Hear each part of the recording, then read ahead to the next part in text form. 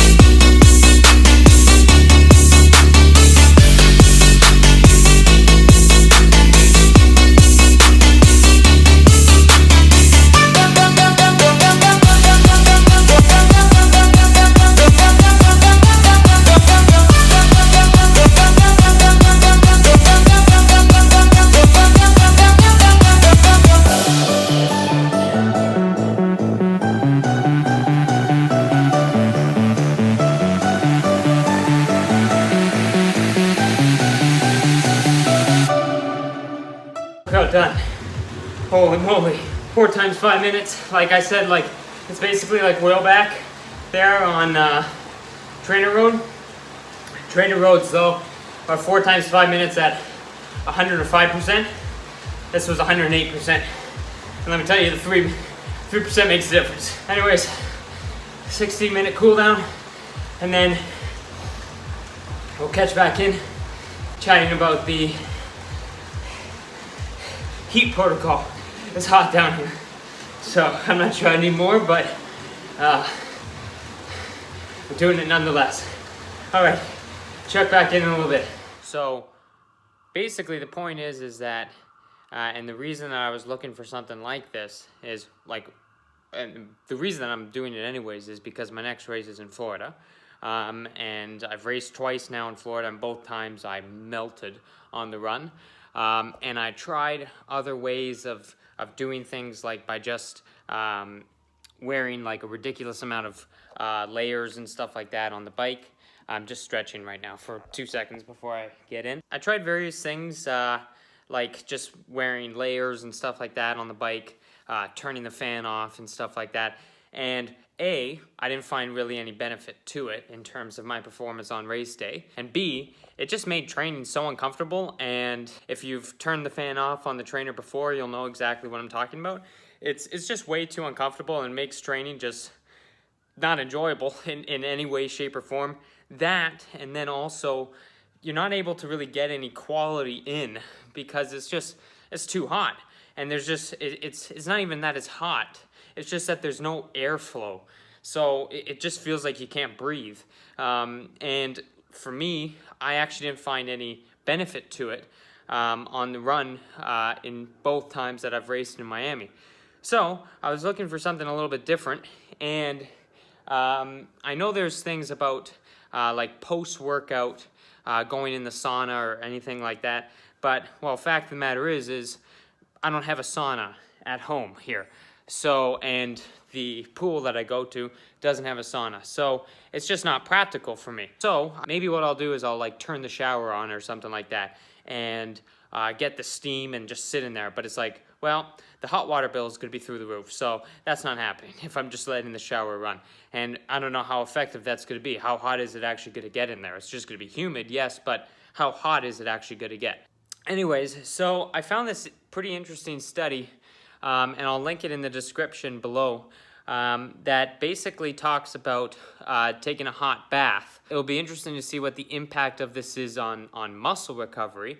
I'm not sure, because a hot bath post-exercise is kind of against, the typical, taking an ice bath on the flip side of that, to reduce inflammation. So I'm not sure at this point what the effect will be muscle-wise. It'll be interesting to see if I'm more sore the next day or anything like that. But anyways, what this study talked about is taking a hot bath post-exercise. It has to be hot, so they had participants do it at 40 degrees Celsius. And the key is that the bath water has got to be up to your neck, and you're not allowed hydrating throughout the session, and you're not allowed hydrating for 30 minutes post. And anyways, what they found was that the hot bath was actually enough compared to the control group, who just did just kind of lukewarm water, so that they can control for kind of the hydrostatic effects of water, and so that it was just temperature as the variable.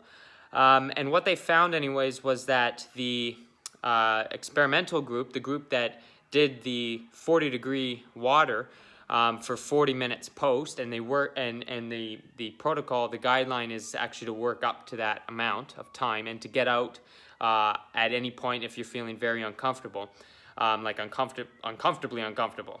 Before the protocol, they had them do a 5K TT in temperate conditions and then in hot conditions.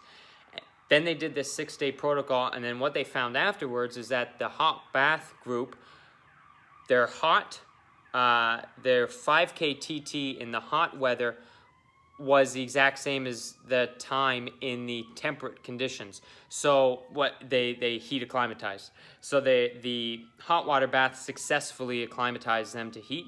and it basically made it that, you know, for them, their performance, whether it was tempered or hot, it didn't make any difference. It was the same. So it means they improved performance in hot weather conditions. Anyways, the whole point of this is the fact that, like I said, I didn't want to do something like a heat protocol that impaired my performance, or that you know, made it so uncomfortable that my power on the bike, or if I was doing say on the treadmill and just wearing layers and stuff like that, I didn't want to lose any of the performance part, and the training stimulus. And that was the whole point, is that a lot of these heat protocols, you know, they're great in that it gets really hot and you get the effects, but the thing is you can't train as hard because it's just too uncomfortable. So I wanted to find a way that I could train just as hard and then have the adaptation on top of that. So it'll be interesting to see what happens. They only did a 6-day protocol, but I'm going to extend that up probably to about 10 days. Take a little breather, and then go on another kind of 6-day little mini protocol, and then I won't do it in the couple days leading into the race. It's said that you can hang on to the adaptations for a few days post-protocol. So I'll probably stop doing it, say, on the Wednesday or Thursday before the Saturday race. Anyways, so that it'll be interesting to kind of try this out. I'm excited to try it out. And anyways, if you have any questions on it, feel free to ask in the comments below. Like I said, it's pretty simple. You just get in a hot bath, get the water up to here. Don't drink anything during, don't drink anything after for about 30 minutes. The water's got to be hot, so 40 degrees Celsius, and work yourself up starting at, say, 15 minutes. And then work yourself up gradually, say increasing 5 minutes each day to a point where you can get to about 40 minutes in there, and then see what happens. Like I said, there's research now backing it up, so I'm pretty excited to try it out. Anyways, that's all for now. Thanks so much for watching, and I'll see you tomorrow. We are heroes tonight. We will fly above the sky.